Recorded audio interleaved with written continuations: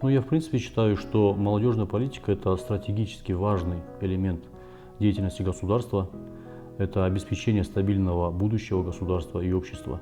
И немаловажную роль в этом, конечно, играют общественные организации и лидеры общественного мнения.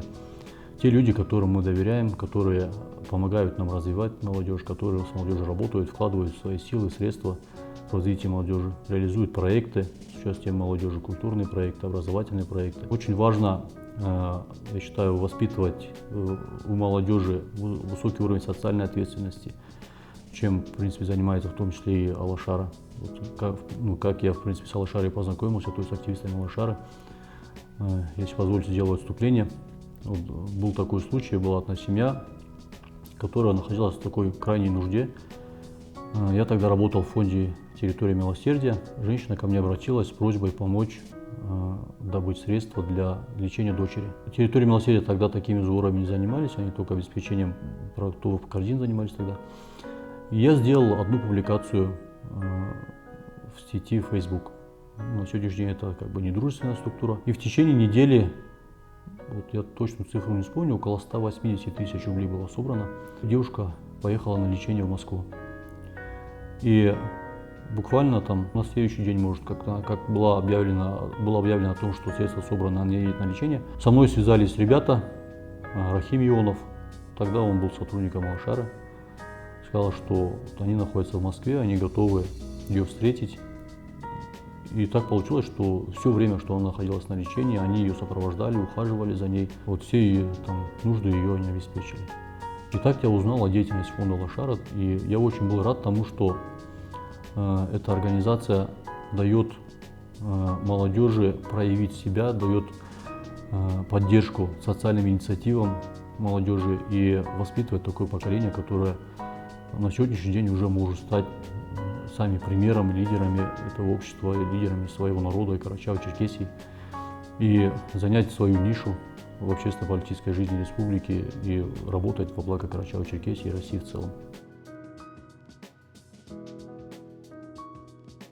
Я очень часто напоминаю своим коллегам, своим друзьям, байкерам, с которыми я катаюсь, которые, к сожалению, не всегда меня слушают, о том, что у нас в Конституции Карачаево-Черкесской Республики в части 2 статьи 10 прописано, что основной целью создания Карачаево-Черкесской Республики является сохранение культурного наследия, традиций народов Карачаево-Черкесской Республики. Это тот завет, который мы получили от наших предков, от нашего старшего поколения, которые в свое время приложили усилия для того, чтобы Карачаево-Черкесия существовала как отдельный субъект Российской Федерации, получила автономию еще в советское время. И очень важно, чтобы наше общество понимало, для чего Карачаево-Черкесия как субъект существует, и как мы должны относиться к нашему наследию, к нашим языкам, культуре и так далее. И мне кажется, что без участия общественных организаций, такой как в том числе Алашара, эту деятельность реализовать, и вот этот завет наших предков реализовать и сохранить наше наследие у нас не получится. Потому что государственная структура, она так сформирована, что она действует в узких рамках. Очень тяжело отойти от законодательных основ, прописанных, общих для всех народов России. Очень тяжело держать баланс между потребностями одного народа и другого народа. И каждый человек должен это понимать, каждый должен понимать, что ответственность лежит в том числе и на нем.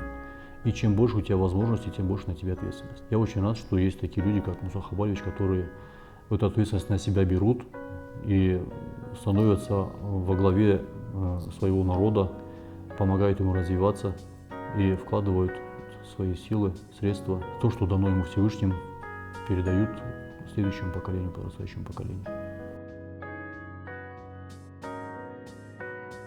Муса Хабальевич стал хорошим примером, наверное, для очень многих, не только для Базин, с точки зрения профессиональной своей деятельности, бизнеса и так далее, потому что я очень долгое время жил в Санкт-Петербурге, будучи обычным студентом, я уже знал о его успехах в профессиональной деятельности, в бизнесе и так далее.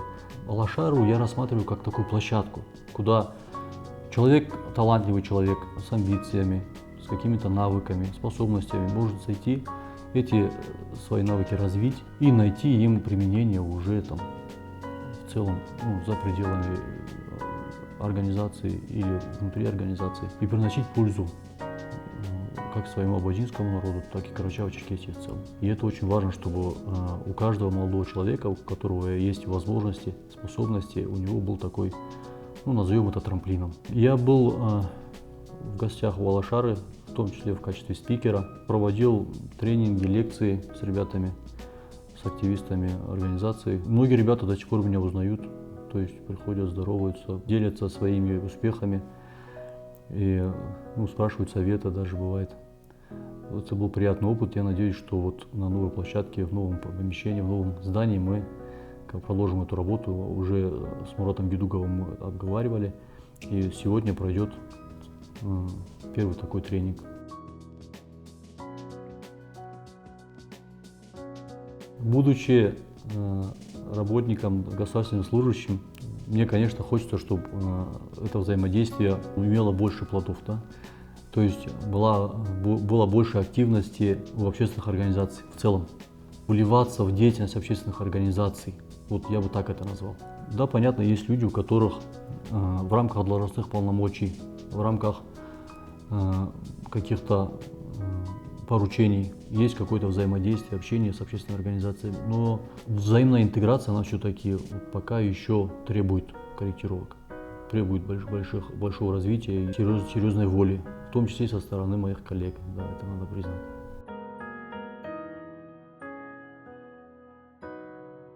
Мы уже упомянули о том, что без существования общественных организаций, без людей из народа, которые болеют за свой народ, которые готовы вести за собой свой народ, которые готовы направить и пожертвовать своим временем, усилиями, чтобы они сохраняли свое культурное наследие. Без этого никак. То есть такие люди должны быть. Как только мы таких людей теряем, сразу начинается спад, и это очень быстро чувствуется. Особенно вот среди молодежи, которая всегда ищет себе применение. И когда есть площадка, куда можно позвать и дать ему тот нравственный стержень, я бы это так назвал, который будет внутри него всегда держаться и будет основой его дальнейшего развития, это очень важно, чтобы этот стержень, он был заложен. А у родителей, к сожалению, не всегда хватает на это времени. Не всегда родители могут найти в себе силы проявить какую-то строгость в отношении детей. Я однажды делал примерные подсчеты. Вот количество человека часов в год в Российской Федерации всей системы образования — это примерно 60 миллиардов человека часов в год. Я, может, ошибаюсь, но, наверное, не сильно.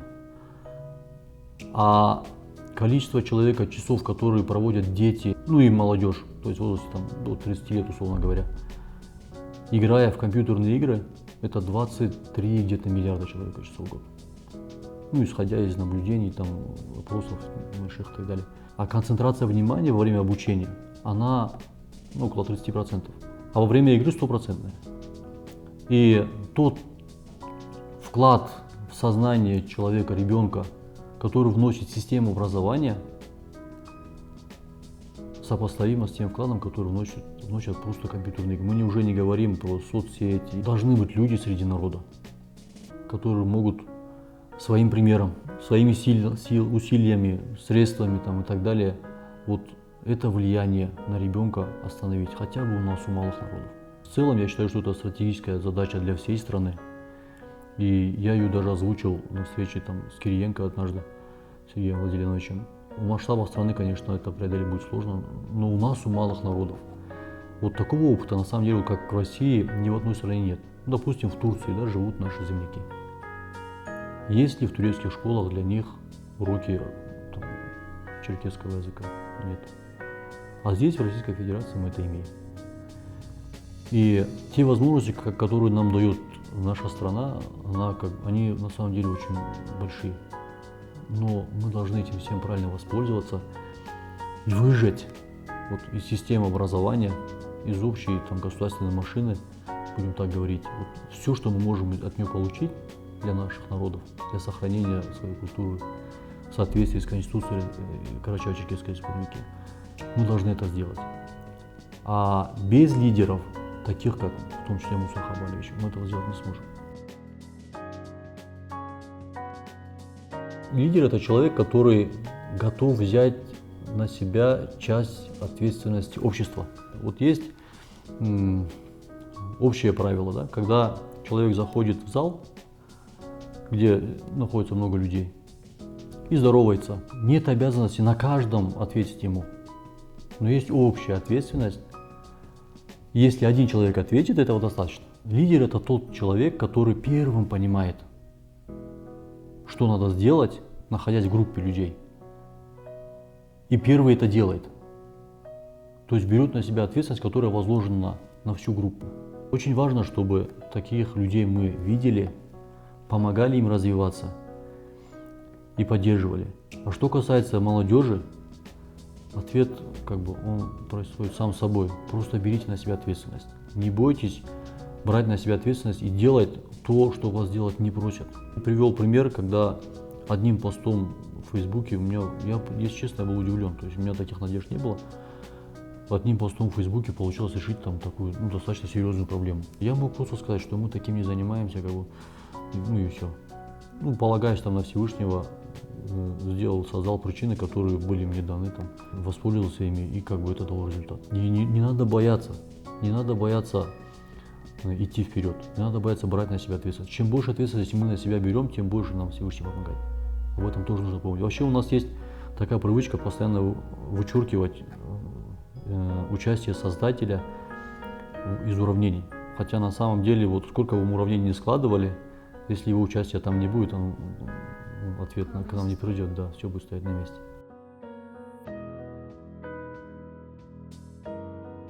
На самом деле молодежь прям очень разная. Очень мало тех ребят, которые остаются в стороне. Это меня очень сильно радует. Потому что как только появляется какая-то боль, пусть даже это будет фейк какой-то в интернете, ребята сразу проявляют все свои эмоции, давайте что-нибудь сделаем, это очень хорошо. Хуже всего тех, кому все равно. Есть такая пословица «моя хата с краю», да, таких людей у нас нет. На мотоцикле недавно ехал, где-то я остановился, поворот на водораздельный. Я просто остановился рано утром, это было часов 6 или 7 утра. Я просто остановился, чтобы сделать несколько красивых фотографий на рассвете. 2 машины остановились. Что там, чем помочь, короче. Я вижу отзывы в интернете туристов. Мы можем наблюдать сборы, когда у кого-то что-то случилось, кому-то нужно чем-то помочь, деньгами и так далее. Во-первых, огромное спасибо за то внимание, которое уделяется молодежи. В моем представлении это самое главное. Или одно из самых важных. Во-вторых, просто пожелание, чтобы организация дальше развивалась. Мы видели новые успехи, как организации Алашара, так и абазинского народа, абазинской молодежи в первую очередь. Очень много ребят с горящими глазами, очень много ребят, которые развиваются, которые работают над собой. Надеюсь, что те ребята, например, которых мы сегодня будем встречать здесь на площадке, на тренинге, мы через несколько лет встретим их в кабинетах, например, Дома правительства или в других каких-то структурах, где они могут приносить пользу себе и людям.